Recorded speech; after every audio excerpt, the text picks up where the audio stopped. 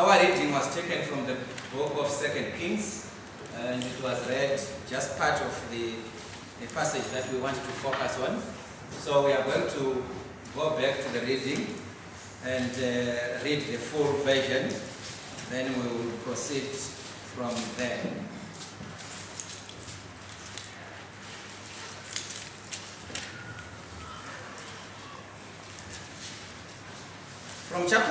From verse 8 of chapter 6 of the book of 2 Kings, it says, once when the king of Syria was warring against Israel, he took counsel with his servants, saying, at such and such a place shall be my camp. But the men of God sent word to the king of Israel, beware that you do not pass this place, for the Syrians are going down there. And the king of Israel sent to the place about which the men of God told him. Thus he used to warn him, so that he saved himself there more than once or twice. And the mind of the king of Syria was greatly troubled because of this thing. And he called his servants and said to them, will you not show me who of us is for the king of Israel? And one of his servants said, none, my lord, O king. But Elisha, the prophet who is in Israel, tells the king of Israel the words that you speak in your bedroom. And he said, go and see where he is, that I may send and seize him. It was told him, behold, he is in Dothan. So he sent there horses and chariots and a great army, and they came by night and surrounded the city. When the servant of the men of God rose early in the morning and went out, behold, an army with horses and chariots was all around the city. And the servant said, alas, my master, what shall we do? He said, do not be afraid, for those who are with us are more than those who are with them. Then Elisha prayed and said, O Lord, please open his eyes that he may see. So the Lord opened the eyes of the young man, and he saw, and behold, the mountain was full of horses and chariots of fire all around Elisha. And when the Syrians came down against him, Elisha prayed to the Lord and said, please strike these people with blindness. So he struck them with blindness in accordance with the prayer of Elisha. And Elisha said to them, this is not the way, and this is not the city. Follow me, and I will bring you to the men whom you seek. And he led them to Samaria. As soon as they entered Samaria, Elisha said, O Lord, open the eyes of these men, that they may see. So the Lord opened their eyes, and they saw. And behold, they were in the midst of Samaria. As soon as the king of Israel saw them, he said to Elisha, my father, shall I strike them down? Shall I strike them down? He answered, you shall not strike them down. Will you strike down those whom you have taken captive with your sword and with your bow? Set bread and water before them, that they may eat and drink and go to their master. So he prepared for them a great feast. And when they had eaten and drunk, he sent them away, and they went to their master. And the Syrians did not come again on raids into the land of Israel. This is the situation that we are getting in chapter 6. We are getting a situation of a king of Syria. We know that Syria was actually to the north of Samaria. So our Samaria, we would put our Samaria to be somewhere there. Then Damascus, the capital city, will be up here. So to the northeast of Samaria. And we know the land of Israel stretched all the way up to around the Sea of Galilee, even a little bit further, because Dan was up there. So it would be to the northeast. So Samaria is part, that part which was actually occupied by the northern kingdom of Judah. But Judah then remained to the south as part of the as part of the southern kingdom. You remember when the kingdoms divided. So the subsequent kings of Syria, they would actually, as and when they please, they would actually send armies to attack Samaria. So this king in particular at the time, there were several kings of Syria, that actually sent, so whenever they changed, they would actually continue attacking Samaria or attacking the children of Israel. So whenever he was planning, this king who was in power at that particular time, whether it was Ben-Hadad or it was before his time, we are really not worried about that at the moment.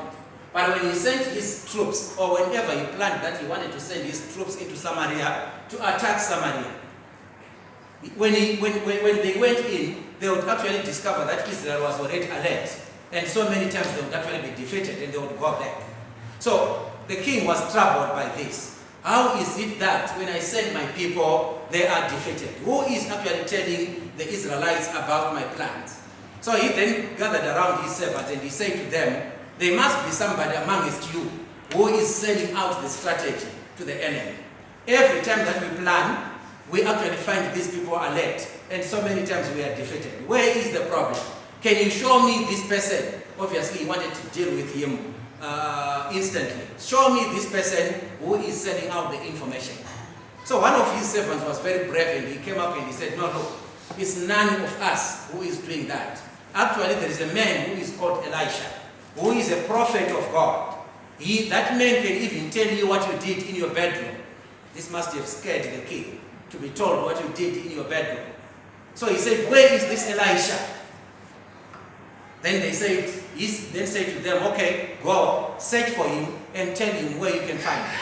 So they went around all the land and they searched him and they found him in a small town that was called Dothan. We remember Dothan, of course, is the town or the city or the place where Joseph is actually going to be sold by his brothers into Egypt. They were actually heading their flock in Dothan. So Elisha was actually in Dothan. So when they found out the information that he lived in Dothan, they came back to their king in Syria and they actually told him that this man lives in Dothan. Okay, so the king is actually going to say, okay, if he lives in Dothan, he then deployed all the army, mighty men with horses and chariots to go and attack Elisha. Because to him he was saying, if Elisha dies, when I want to go and attack Samaria, Samaria will be unaware because no one would have told them because this man would have died. So people went and they actually went around the house of Elisha. I want you to listen to what then happens after that. If we read from verse 12, and one of his servants said, none, my lord, O king, but Elisha the prophet who is in Israel. He tells the king of Israel the words that you speak in your bedroom. And he said, go and see where he is, that I may send and seize him.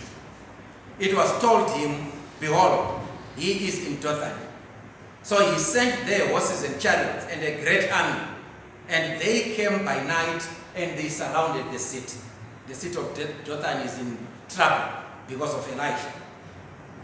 Verse 15 says, so when they came overnight and they surrounded the city because they want to capture and seize Elisha.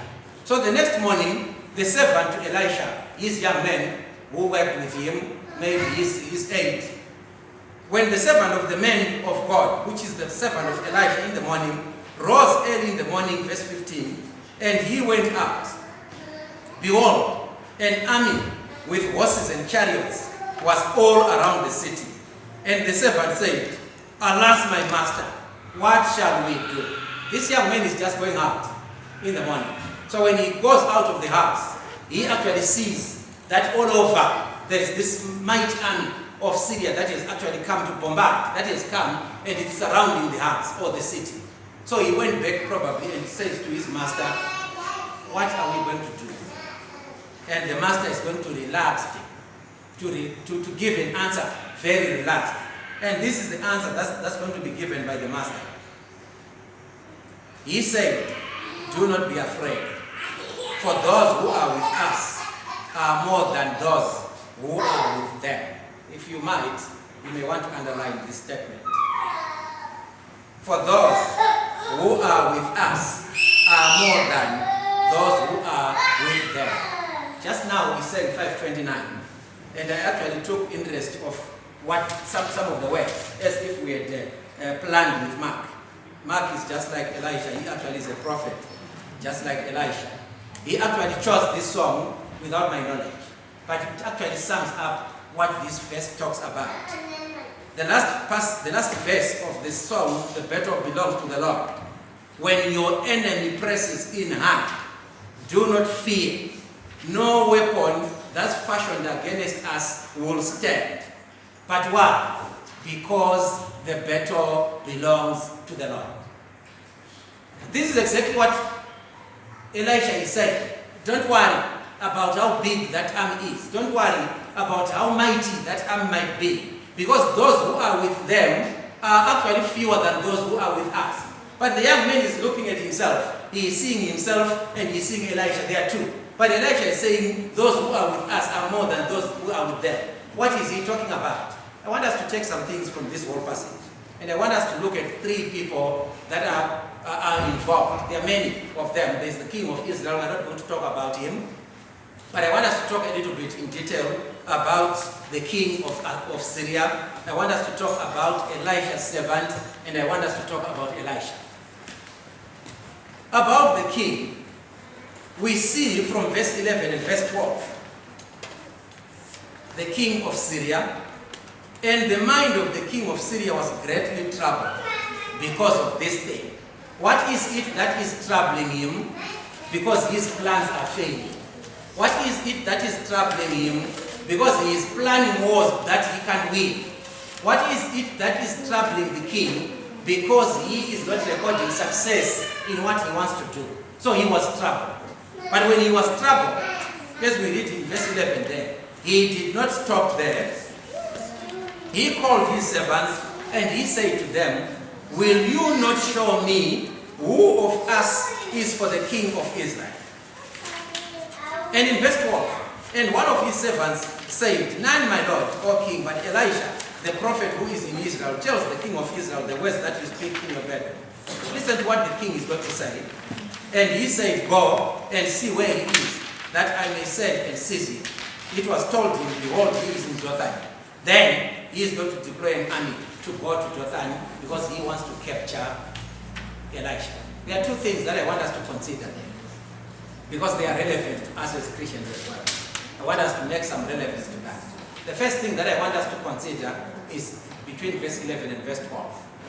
Look at the desire of the king to identify the hindrance, to identify the obstacle, to identify that which is impeding him from succeeding. He actually had a desire to succeed, but he is not succeeding because there is something that is impeding on the succession, on the success that he wants to record. But he is not going to fold his arm and say, well, I have failed. What he is going to do is he is going to develop a desire to find out what is this that is causing me not to succeed. But when he discovered that, when he discovered the impediment, when he discovered what was the obstacle, he is not going to stop there. He actually is going to go a step further to make sure that he take away the hindrance. He take out the hindrance away from his road. The desire to identify the hindrance and the desire to take out the hindrance. But not only that, he wanted to take it out at all costs. The Bible says he actually deployed a mighty army. But this is only one man who is called Elisha. Why deploying such a big army to Elisha when he is just one man? He wants to make sure that they are not going to fall along the way. This hindrance should be taken out. I was thinking about this when I was preparing this speech. And I was reading this passage and I was going deeper into the attitude of this king. And I said to myself, how I wish and how I should actually pray to God that he can also allow me to have such a fervent desire. How I wish that if all of us as Christians could also want to have such a fervent desire like the king of Syria. The fervent desire of identifying that which is impeding me when I want to serve my God. The fervent desire to find out and identify that obstacle which is blocking my way as I want to serve this God. But I also thought about this. When I have identified, probably many of us will do that. We try and identify, and of course we know the impediments in our lives. We identify them easily. But this is where the challenge is. This is where the problem is. When we have identified it, do we have the same desire as the king of Syria to take it out so that my route is going to be clear? We can easily identify our obstacles. We can easily identify all the impediments. But do we have the same desire to then take the impediment out of the way? I think we can learn one or two things from this king of Syria. He actually directed all the efforts and resources in trying to make sure that the impediment has been taken away.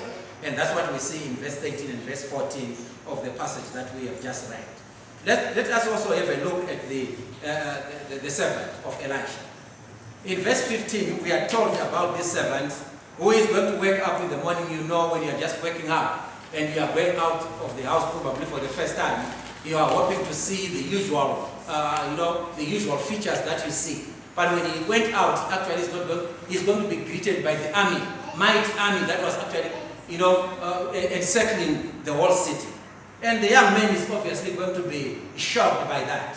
And what is he going to do? In verse 15, when the servant of the man of God rose early in the morning, and he went out, behold, an army with horses and chariots was all around the city. And the servant said, alas, my master, what shall we do? Again, this young man is also having a desire to change the situation that he is in. This question, what shall we do, is one of the questions that is asked several times in the Bible. We even have a very popular passage in the New Testament on the day of Pentecost, in Acts chapter 2 in particular, when Peter is preaching. In verse 37 in particular of chapter 2, when the people were cut to their heart by what Peter had said, they asked a question and said to Peter, together with him, brethren, what shall we do? These are people who have a desire to change their situation. They have discovered that their situation is not comfortable anymore. So I cannot continue living in such a situation which is not comfortable. So let me find a solution. But I have to find a solution somewhere. So he asks a question, what shall we do? They asked the question on the day of Pentecost, what shall we do? And Peter gave them an answer, repent and be baptized, every one of you, for the forgiveness of your sins. The servant is asking his master, what shall we do? There is danger all over. So what are we going to do? We actually see a desire to change one's own situation. Without this person, even Christians will also remain stagnant. If we don't ask ourselves this question every time, we are going to remain stagnant. Don't even think about you in your spiritual sense, but think about this in every facet of your life. If you don't ask yourself this question, what shall I do? You are going to remain stagnant. You are driving down the road and your car breaks down. The first question that comes into your mind is, what am I going to do? If you don't ask yourself that question, you are going to be seated in that car for 10 years while it's broken down along the way. But what gives you the solution is your desire to change this situation which is not good. The situation that you would admire, the situation that you would endeavor to have is to have your car running. But if your car is going to break down, it's an uncomfortable situation that you have to change. How are you going to change the situation? By asking yourself a question, what am I going to do? Because solution is only going to come if you ask that question. You are cooking in your house, and all of a sudden there's a boils when your pot was just about to boil. You ask your question so that you can have the next alternative. What am I going to do? I'm going to switch to gas. I'm going to switch to fire. Or I'm not going to cook. But the question that has to come is, what shall I do? This is the question that the young man is actually going to give to his master. What are we going to do? Because an answer is only going to come after you have done your homework and after you have asked this question, what am I going to do? But let me turn to Elisha, because much of my presentation is going to be on Elisha. When Elisha is asked this question, Elisha is going to provide an answer. And his answer is going to come like this. Verse 16, do not be afraid, for those who are with us are with more than those who are with them. Who are these that Elisha is seeing? Who are these that Elisha thinks are more than those who were with them? Because we know that prior to the army of Syria coming in, they have been successful before. Because if we go back to chapter 5, we actually have a record of a man that is called Naaman. I think we all know this man who was a leper. This man who actually is going to be healed by Elisha himself. But how did he know about Elisha? Naaman knew about Elisha because in one of their raids, they were able to be successful. And they took Israelites into Syria. And one of the Israelites who were taken into Syria was a young girl who then became an employee or a servant of Naaman's wife. So this young girl is going to say to Naaman's wife, if my king was living in Israel, there is a prophet there who would have healed me. We know the story about Naaman coming down to Israel. We know the story of him seeing Elisha telling him to go and dip himself 7 times in the river Jordan, and he thinks that's not the solution. He goes back and he says, we have Abana, one of the good rivers in Syria, and Papa, the other river as well, which is there. Those are very good rivers. How can I dip myself? We know the story. But eventually, when he obeyed what Elisha said, he actually was healed. So they've been successful before. What is giving Elisha confidence now to say that those who are with us are actually more than them? Because prior, they have actually been defeated. So many times, they have been defeated. But on this occasion, Elisha is actually saying those who are with us are more than those who are with them. Let's think about this statement. There is nothing that I can see in this answer except what I would actually call absolute faith in this man that is called Elisha. There is nothing else, no other way I can describe this answer except to say he actually had absolute faith. But where was his faith? His faith was in God of heaven. Elisha knew that with God, everything is possible. Without him, I think somewhere in the book of Luke chapter 1, I think it's in verse 38 or 39, there is there's this phrase which says, with God nothing is impossible. Elisha is actually going to say, don't worry about their number, because those who are with us are many than them. But there's also one thing that he's also doing, Elisha, in his answer. He is actually, I would call that encouraging the weak. So, the young man is in the army, and the young man is coming to Elisha for a solution. So Elisha is not going to say to this young man, I also don't know what we are going to do. I also don't know the solution. Imagine your child comes to you, and your child says, Mom, I'm hungry. And you say, so what do you want me to do? Your child is going to say, but he or she is actually having faith in you. And you are supposed to provide the solution. But your solution is to say, I don't know what we can do. So where is the solution going to come from? If it can't come from you. The young man is going to come to Elisha because he is saying to Elisha, you are the son of God. You are the prophet of God, and you are my master. What are we going to do? And Elisha is going to say to him, don't worry. Don't worry. Things are going to be fine. You remember Moses also gave such an answer. When they are just by the Red Sea, and the army of Pharaoh is actually coming to hit them. Israelites grow restless, and they are going to start saying things. But Moses actually said to them, don't worry. You are actually going to see the glory of God today. Do not worry. Elisha is saying to him, don't worry. Because those that are with us are more than those that are with them. He is encouraging those that are weak. We also need to take this quality from Elisha, and we even use it in our lives as mature Christians to encourage those that are not mature. So many troubles. Mark was talking about them just now when he said we are actually fighting a lot of battles in this world.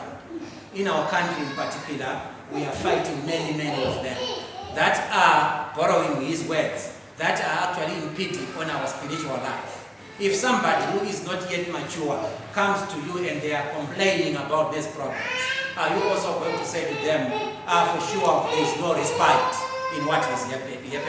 Or we should actually, in fact, that reminds me of what we always do, or what they always do. We used to have a lot of first aid sessions when I was still with the police, but they still do.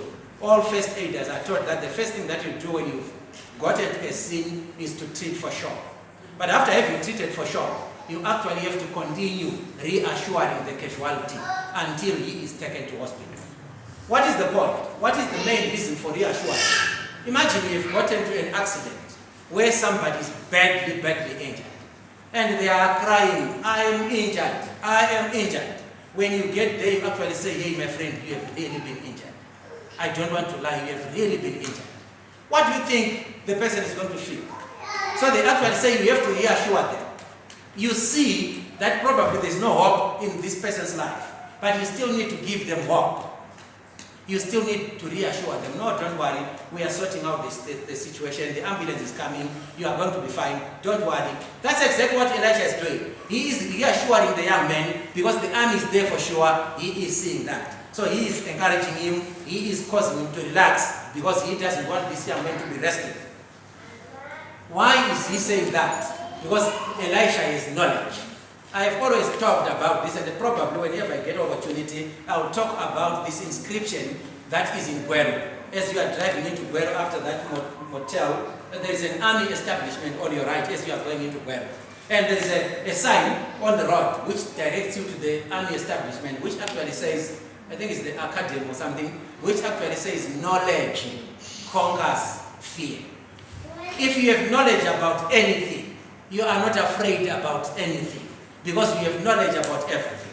Elisha had knowledge about God. Elisha knew how God works. The young man did not know. The young man did not have knowledge about God. So Elisha was so much confident because he knew that even that army, no matter how many people were there, God would actually deal with them in a minute. So Elisha has knowledge in God. That's why he is causing this young man to relax, because the young man does not have the knowledge. He, in a way, is imparting the knowledge on the young man. So the knowledge that Elisha had conquered his fear. Lack of knowledge in this young man caused him to have all this anxiety. It caused him to have all this fear. So he is actually going to cause him to calm down. Calm down. Don't fear them, because they are not dangerous. You remember what Jesus said in Matthew chapter 10, I believe it's in verse 28. He actually said, do not fear those who can. Do not fear those who only can kill the flesh, and cannot kill your soul. But fear him who can kill both the flesh and the soul in hell. And he was talking about God.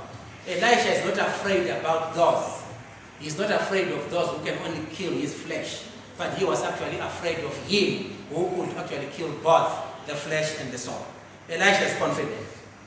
But the other thing that we also see there, if we continue, we actually see that this exactly is going to be proved. Because Elisha is going to be given powers to cause all these people to be blind. When they got blind, he actually tamed them.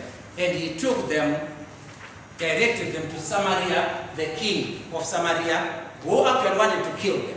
But Elisha said, don't worry, don't kill them. Feed them and let them go. What is the other thing that I want to talk about there? I want to talk about the prayer that Elisha, which is going to be my last thing. And I want us to talk about that a little bit more. When Elisha knew that this young man does not see what I am seeing, Elisha prayed to God. And he actually asked God to open this young man's eyes so that this young man could see what Elisha was seeing. Listen to what is going to happen here. In verse 17, then Elisha prayed and said, "Oh Lord, please open his eyes that he may see." You know, we can ask ourselves the question several times, what eyes are these that Elisha is talking about? Because this young man is fully awake. His eyes are wide open. That is why he is able to see the army of the Syrians that is actually encircling the whole city. So what are these eyes that Elisha is talking about? These must be some eyes that are completely different from the general eyes that we can think about. Elisha is praying to God to give this young man a revelation. Elisha is praying to God such that this man can be enabled. In fact, he was so advantaged, this young man, because he had a rare sight of the angels of God. Because when Elisha prayed, God opened his spiritual eyes, and this young man saw how many angels that were actually there for Elisha. So he then got comfort. He then got confidence. Because when he saw the Bible says he actually saw the angels with the chariots of fire. That were actually for Elisha. So when he compared that war, and he compared the war of Syria, the young man relaxed because he was able to see what Elisha was seeing. Elisha acknowledging God. That's why he was relaxed. Because the knowledge he had conquered his fear. The young man did not have the knowledge initially. But when he got the knowledge, after he had prayed for him, he actually became confident. This is one thing that we also need to do. To pray to God, to be given spiritual eyes. To pray to God, to be given spiritual ears. To pray to God, maybe to be given even spiritual minds. The minds that can think, the minds that can comprehend things that are not ordinary. Let me give you this example. It's not only Zimbabwe which is going through troubles. We are having troubles of our own. But if you go to South Africa, they are also going through troubles of their own. If you go to any country in the world, they are actually having troubles of their own. But if you ask yourself, what is causing all this trouble? Most of the time you would actually see that all the troubles are politically motivated. All the troubles are actually being caused by some leaders somewhere who are just failing to do something. But that is then causing the whole population of the world to be suffering. We need to be praying to God, to be given eyes to see that after this world, there is something that is better, which is actually stored for us. Yes, we might be living through hard times. I agree. But this is not the end of everything. Because those hard times could be temporary. They might be with us for the whole generation until we even die. But there is a life to live after this, which we can only get if we have an idea of how God operates. God does not operate on human terms, and God does not always operate according to our expectations. But God expects us to know His will, so that if we know His will, then we are going to live by the will of God. It's actually important for us then to understand that things are not always going to come our way. There are some hard things that are going to come in our lives. Elisha was a prophet of God, but the king of Syria is going to deploy an army to kill him. But while he is in such a dire situation, God is going to save him out. Do we realize that God always saves us out of many situations? Let us pray to Him such that He can see something that is not obvious. I'll give you an example of two situations that I always think God saved me. They are not ordinary. They are not situations that you can see daily. It's not like I'm not even talking about the accident that I was involved in last year, because that one is obvious. I escaped. I want to talk about something that you will probably agree with me, and you have many of such situations in your life that you should also consider that God saved. I remember sometime, a few years ago, I was actually driving and I was going to Mashingo. So along the highway, before I turned into Bulawayo, to those of you that have driven along that road, as we are approaching Mawabe, this township before Bulawayo, I think Bulawayo was about 3 or 4 kilometers away. As you are going up, there is this uphill that you actually go up. There was a bus, very big bus, that was actually coming behind from me. So the driver of the bus did not mind. He has no discretion at all. He would overtake anyway. He did not care whether it was a curve, whether it was what. So he was coming, and I saw this guy was really coming. So I was accelerating, going, and he was not able to overtake me immediately, even though he wanted. But I saw that he actually had a heart to overtake, because he had been overtaking those that were behind me. So I said, well, let me not compete with this guy. Let me leave him to go. So I slowed down, and the guy went. 5 minutes later, 5 kilometers down the line, if you are going just by Bulawayo, there's some small service station or small kiosk that's on your right. As you are going to the Bulawayo shops, there's this small service station. We normally have a roadblock there, to those who use that road. 5 minutes later, right at that spot, when I got there, the bus was sleeping on its back and the wheels were to the heavens. But that's not the story. The story is, this guy, he had actually killed 5 people at the spot. So he tried to overtake where he was not supposed to have been overtaking. There was a small car that was South African registered, which was coming from the opposite end. And he overtook in front of that small car, and he crashed all the people that were in there. 5 people that were in the car. And his bus was not carrying anyone. It was only him and the conductor. I understand the bus of the same company had broken down somewhere in Rwanda. So he was actually rushing to fetch the passengers to bring them to Bulawayo. So that's why he was rushing it, not have passengers. But he actually had killed these people. And a few other cars had bumped into each other along the way. So I thought about it. And I said, this could have been me who was there. If I had continued competing with this guy, I probably would have been one of the victims. Because this happened just 5 kilometers down the line. I could have said, let me accelerate. While he was also accelerating, we would have started competing. By the time that we get there, I could have been one of those cars that were in the queue, that he had actually bumped into each other. Yes, he killed those that were coming because he went right on top of them. And it was a sad death because we saw decapitated people with parts strewn all over. One of the head of a certain lady who was wearing a wig was actually some 3-4 meters away from the wreckage. You would see some limbs all over the shore. That was sad. I'm thinking about that, and I'm saying, yes, this is not obvious that I was safe because I was not involved in any of the cars. But what caused me to slow down and let this guy go? Just 5 minutes later, something happened. Another thing almost around the same place, which is going to be my last example. You remember the excitement about the Y2K.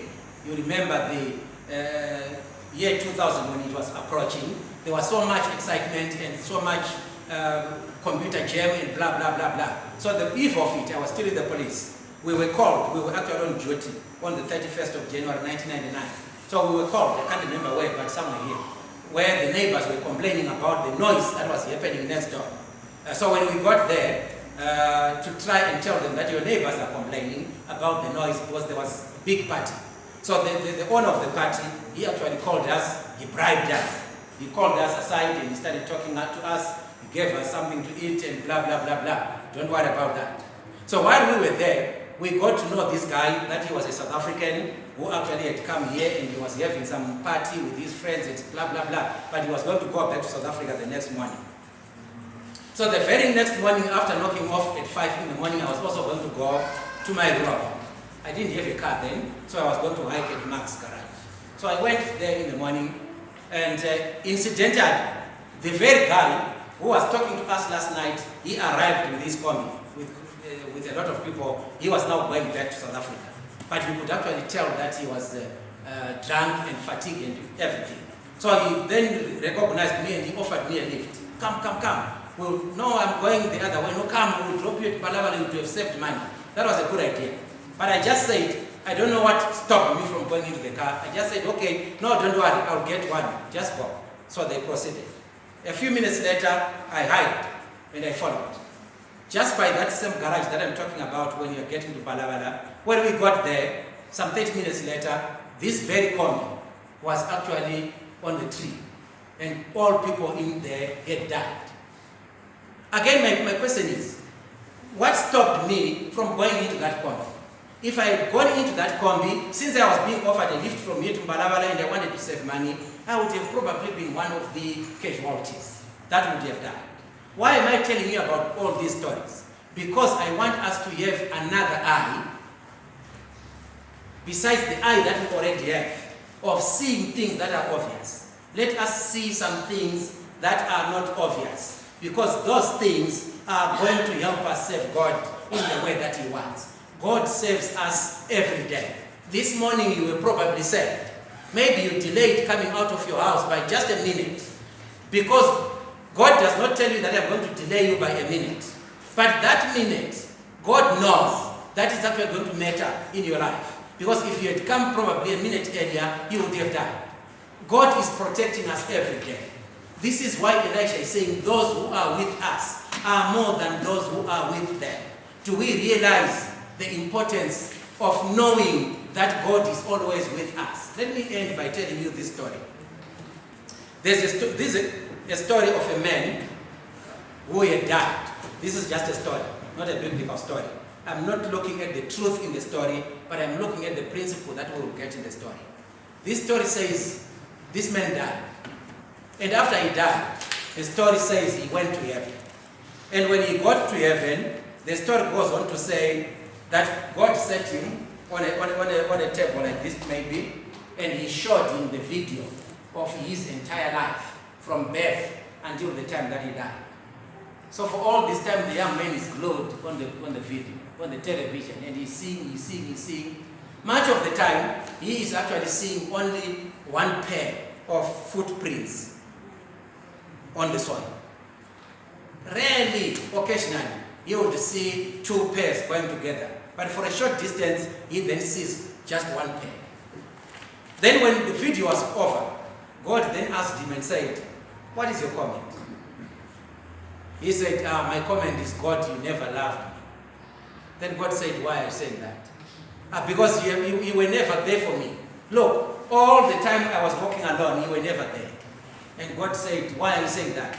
"Because I'm only seeing my footprints. I can't see your footprints." God said, "But those footprints that you were seeing are my footprints." Then he said, "So where was I?"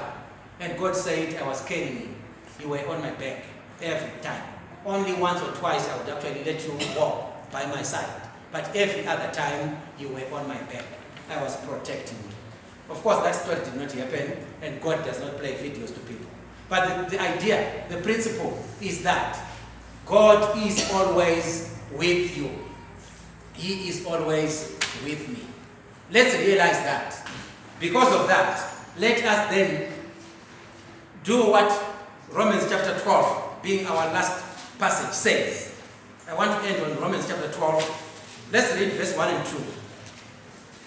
Paul says, "I appeal to you, therefore, brothers, by the mercies of God, to present your bodies as a living sacrifice, holy and acceptable to God, which is your spiritual worship. Do not be conformed to this world, but be transformed by the renewal of your mind, that by testing you may discern what is the will of God, what is good and what is acceptable and perfect."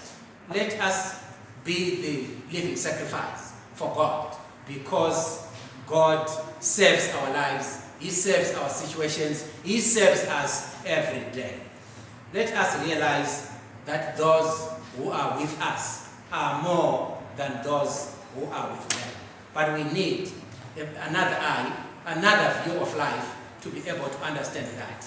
Let us pray that God will allow us to be like Elisha, who was able to see that. Thank you very much for your attention.